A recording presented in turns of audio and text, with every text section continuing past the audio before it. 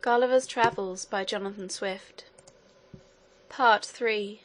A Voyage to Laputa, Balnibarbi, Luggnagg, Glubbdubdrib, and Japan. Chapter 5. The author is permitted to see the Grand Academy of Lagado. The Academy largely described. The arts wherein the professors employ themselves. This Academy is not an entire single building, but a continuation of several houses on both sides of a street, which, growing waste, was purchased and applied to that use.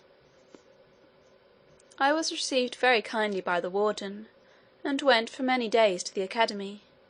Every room has in it one or more projectors, and I believe I could not be in fewer than 500 rooms. The first man I saw was of a meagre aspect, with sooty hands and face, his hair and beard long, ragged, and singed in several places. His clothes, shirt, and skin were all of the same colour. He had been 8 years upon a project for extracting sunbeams out of cucumbers, which were to be put in vials, hermetically sealed, and let out to warm the air in raw, inclement summers. He told me, he did not doubt that in 8 years more he should be able to supply the governor's gardens with sunshine at a reasonable rate; but he complained that his stock was low, and entreated me to give him something as an encouragement to ingenuity, especially since this had been a very dear season for cucumbers. I made him a small present, for my lord had furnished me with money on purpose, because he knew their practice of begging from all who go to see them. I went into another chamber, but was ready to hasten back, being almost overcome with a horrible stink. My conductor pressed me forward, conjuring me in a whisper to give no offence, which would be highly resented, and therefore I durst not so much as stop my nose. The projector of this cell was the most ancient student of the Academy. His face and beard were of a pale yellow, his hands and clothes daubed over with filth. When I was presented to him, he gave me a close embrace, a compliment I could well have excused. His employment, from his first coming into the Academy, was an operation to reduce human excrement to its original food, by separating the several parts, removing the tincture which it receives from the gall, making the odour exhale, and scumming off the saliva. He had a weekly allowance from the society of a vessel filled with human ordure, about the bigness of a Bristol barrel. I saw another at work to calcine ice into gunpowder, who likewise showed me a treatise he had written concerning the malleability of fire, which he intended to publish. There was a most ingenious architect, who had contrived a new method for building houses, by beginning at the roof, and working downwards to the foundation, which he justified to me by like the practice of those two prudent insects, the bee and the spider. There was a man born blind, who had several apprentices in his own condition. Their employment was to mix colours for painters, which their master taught them to distinguish by feeling and smelling. It was indeed my misfortune to find them at that time not very perfect in their lessons, and the professor himself happened to be generally mistaken. This artist is much encouraged and esteemed by the whole fraternity. In another apartment I was highly pleased with a projector who had found a device of ploughing the ground with hogs, to save the charges of ploughs, cattle, and labour. The method is this: in an acre of ground you bury at least 6 inches distant and 8 deep, a quantity of acorns, dates, chestnuts, and other mast or vegetables, whereof these animals are fondest. Then you drive 600 or more of them into the field, where, in a few days, they will root up the whole ground in search of their food, and make it fit for sowing, at the same time manuring it with their dung. It is true, upon experiment, they found the charge and trouble very great, and they had little or no crop. However, it is not doubted that this invention may be capable of great improvement. I went into another room, where the walls and ceiling were all hung round with cobwebs, except a narrow passage for the artist to go in and out. At my entrance he called to me not to disturb his webs. He lamented the fatal mistake the world had been so long in of using silkworms, while we had such plenty of domestic insects who infinitely excelled the former, because they understood how to weave as well as spin.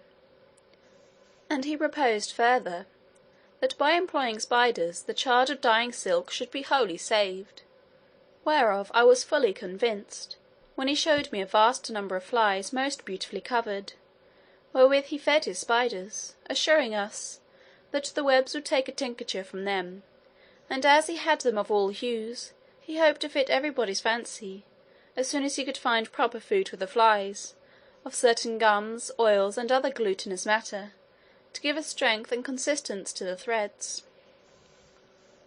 There was an astronomer who had undertaken to place a sundial upon the great weathercock on the town-house, by adjusting the annual and diurnal motions of the earth and sun, so as to answer and coincide with all accidental turnings of the wind.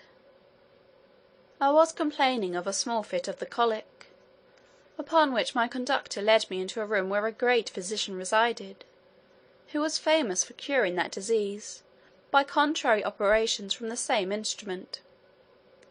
He had a large pair of bellows, with a long slender muzzle of ivory. This he conveyed 8 inches up the anus, and drawing in the wind, he affirmed he could make the guts as lank as a dried bladder. But when the disease was more stubborn and violent, he let in the muzzle while the bellows were full of wind, which he discharged into the body of the patient, then withdrew the instrument to replenish it, clapping his thumb strongly against the orifice of then fundament, and this being repeated 3 or 4 times, the adventitious wind would rush out, bringing the noxious along with it, like water put into a pump, and the patient recovered. I saw him try both experiments upon a dog, but could not discern any effect from the former. After the latter the animal was ready to burst, and made so violent a discharge as was very offensive to me and my companion. The dog died on the spot, and we left the doctor endeavouring to recover him by the same operation. I visited many other apartments, but shall not trouble my reader with all the curiosities I observed, being studious of brevity. I had hitherto seen only one side of the academy, the other being appropriated to the advances of speculative learning, of whom I shall say something when I have mentioned one illustrious person more, who is called among them the universal artist. He told us he had been 30 years employing his thoughts for the improvement of human life. He had 2 large rooms full of wonderful curiosities, and 50 men at work. Some were condensing air into a dry tangible substance, by extracting the nitre, and letting the aqueous or fluid particles percolate; others softening marble for pillows and pincushions; others petrifying the hoofs of a living horse, to preserve them from foundering. The artist himself was at that time busy upon 2 great designs: the first to sow land with chaff, wherein he affirmed the true seminal virtue to be contained, as he demonstrated by several experiments, which I was not skilful enough to comprehend. The other was, by a certain composition of gums, minerals, and vegetables, outwardly applied to prevent the growth of wool upon 2 young lambs; and he hoped in a reasonable time to propagate the breed of naked sheep all over the kingdom. We crossed a walk to the other part of the academy, where, as I have already said, the projectors in speculative learning resided. The first professor I saw was in a very large room, with 40 pupils about him. After salutation, observing me to look earnestly upon a frame, which took up the greatest part of both the length and breadth of the room, he said, perhaps I might wonder to see him employed in a project for improving speculative knowledge by practical and mechanical operations; but the world would soon be sensible of its usefulness, and he flattered himself that a more noble, exalted thought never sprang in any other man's head. Every one knew how laborious the usual method is of attaining to arts and sciences, whereas, by his contrivance, the most ignorant person, at a reasonable charge, and with a little bodily labour, might write books in philosophy, poetry, politics, laws, mathematics, and theology, without the least assistance from genius or study. He then led me to the frame, about the sides, whereof all his pupils stood in ranks. It was 20 feet square, placed in the middle of the room. The superficies was composed of several bits of wood, about the bigness of a die, but some larger than others. They were all linked together by slender wires. These bits of wood were covered, on every square, with paper pasted on them, and on these papers were written all the words of their language, in their several moods, tenses, and declensions, but without any order. The professor then desired me to observe, for he was going to set his engine at work. The pupils, at his command, took each of them hold of an iron handle, whereof there were 40 fixed round the edges of the frame, and giving them a sudden turn, the whole disposition of the words was entirely changed. He then commanded 36 of the lads to read the several lines softly, as they appeared on the frame, and where they found 3 or 4 words together that might make part of a sentence, they dictated to the 4 remaining boys, who were scribes. This work was repeated 3 or 4 times, and at every turn the engine was so contrived that the words shifted into new places, as the square bits of wood moved upside down.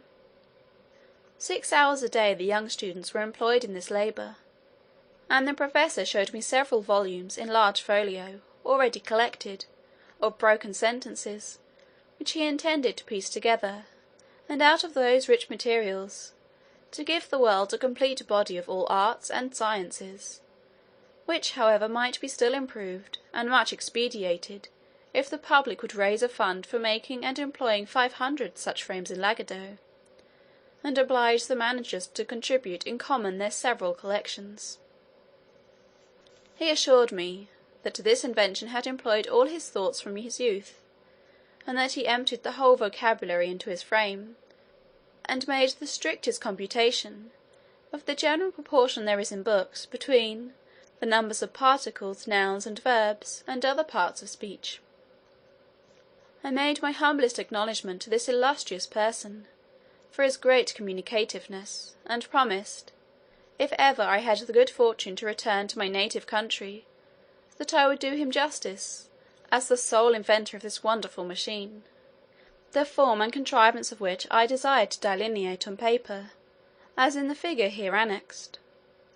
I told him, although it were the custom of our learned in Europe to steal inventions from each other, who had thereby at least this advantage, that it became a controversy which was the right owner, yet I would take such caution that he should have the honour entire without a rival.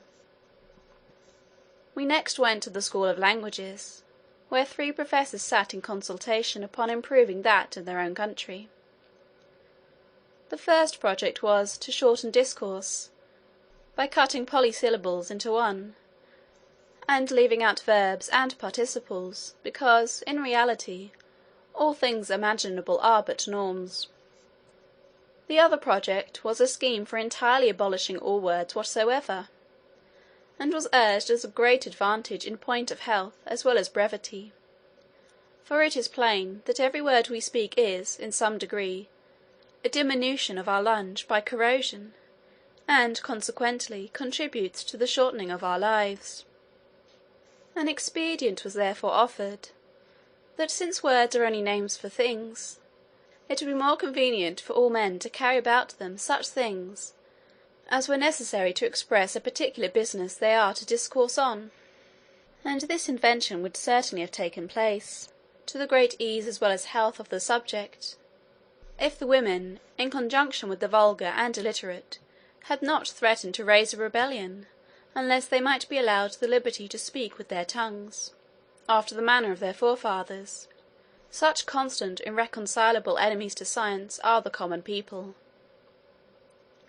However, many of the most learned and wise adhere to the new scheme of expressing themselves by things, which has only this inconvenience attending it, that if a man's business be very great, and of various kinds, he must be obliged, in proportion, to carry a greater bundle of things upon his back, unless he can afford one or two strong servants to attend him. I have often beheld two of those sages almost sinking under the weight of their packs, like pedlars among us, who, when they meet in the street, would lay down their loads, open their sacks, and hold conversation for an hour together, then put up their implements, help each other to resume their burdens, and take their leave. But for short conversations a man may carry implements in his pockets and under his arms, enough to supply him, and in his house he cannot be at a loss. Therefore the room where company meet who practise this art is full of all things, ready at hand, requisite to furnish matter for this kind of artificial converse.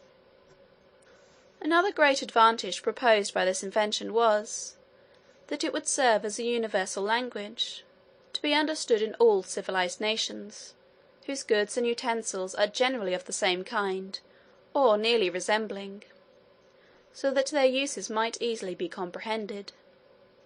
And thus ambassadors would be qualified to treat with foreign princes, or ministers of state, to whose tongues they were utter strangers. I was at the mathematical school, where the master taught his pupils after the method scarce imaginable to us in Europe.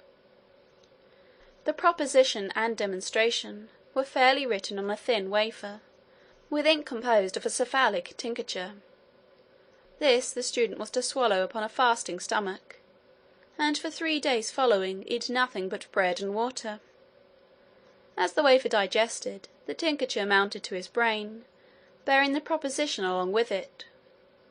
But the success has not hitherto been answerable, partly by some error in the quantum, or composition, and partly by the perverseness of lads, to whom this bolus is so nauseous, that they generally steal aside, and discharge it upwards, before it can operate. Neither have they yet been persuaded to use so long an abstinence as the prescription requires. End of Part III, Chapter 5.